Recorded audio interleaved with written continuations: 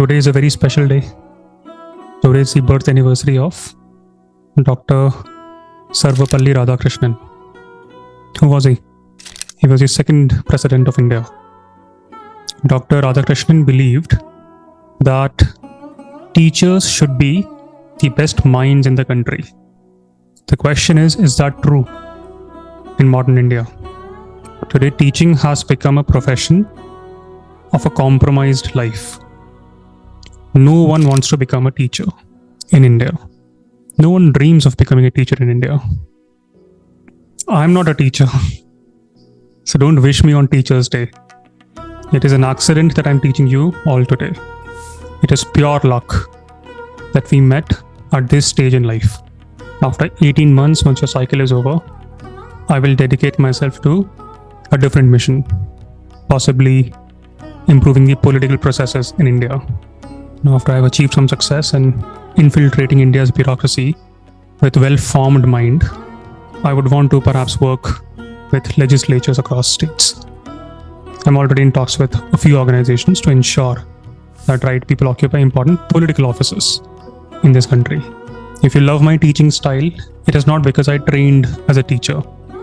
It is because I've experienced a very different facet of life in India and across the globe, be it in finance, management consulting, political consulting, international development. My experiences in the UN, Government of India, education in Ivy League universities shaped the way I impart learning. But the most important question is, how many Ivy League graduates actually want to become teachers? I feel ashamed to say this, that exactly 1 year ago, my monthly salary in Europe, PPP adjusted, was more than what a primary school teacher in India earns or will earn in next 5 to 10 years.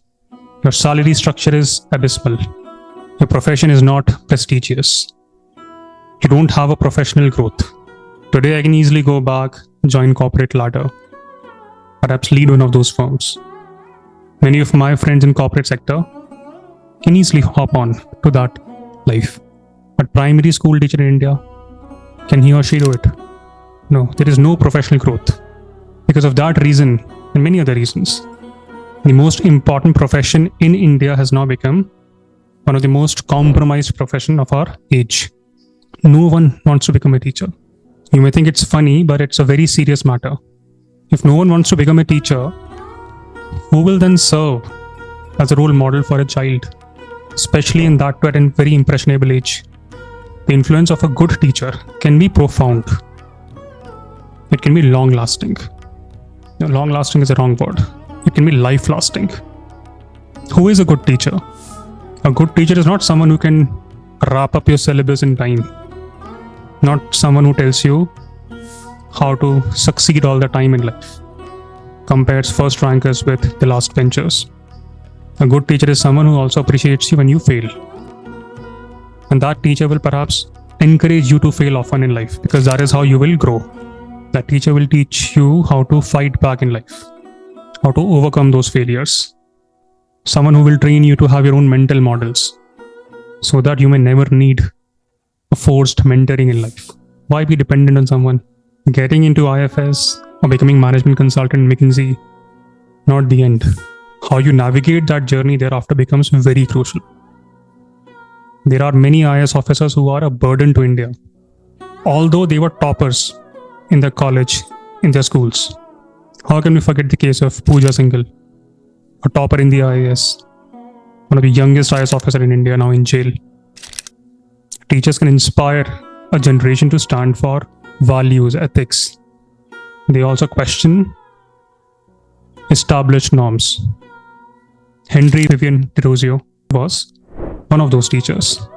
He is remembered even today, not for his teaching style, but for the impact he made in the Indian society at large, be it via Young Bengal movement or via inciting the flair for radical thinking.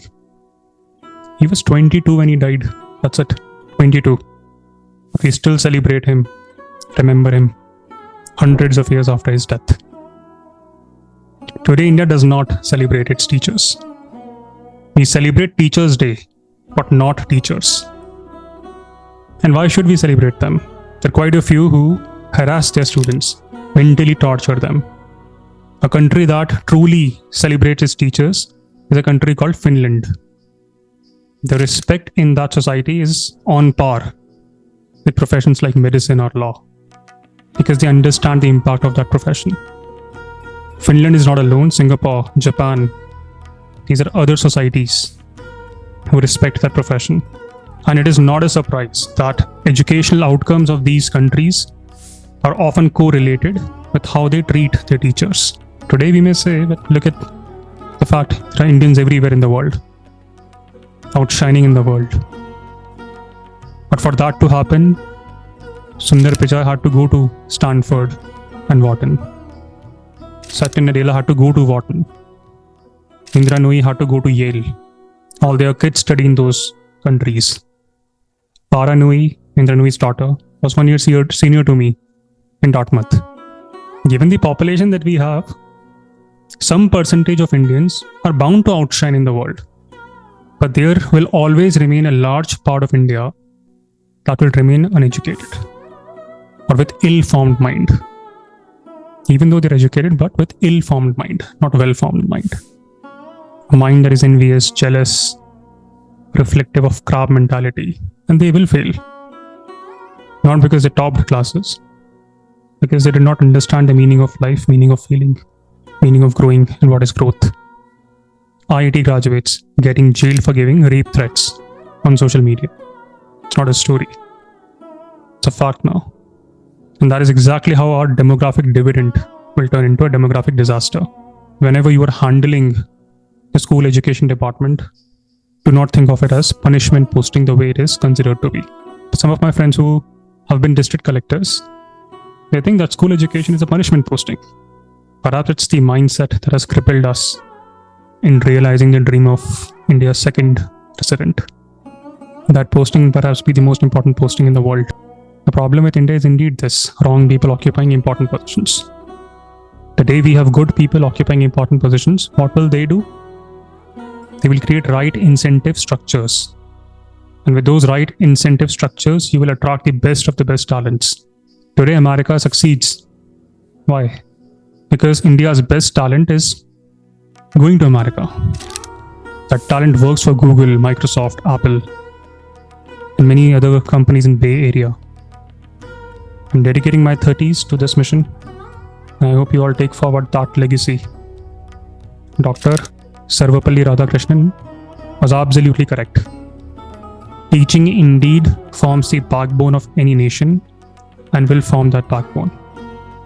Since 1962, we have been honoring 5th September as Teachers' Day in India, in letters.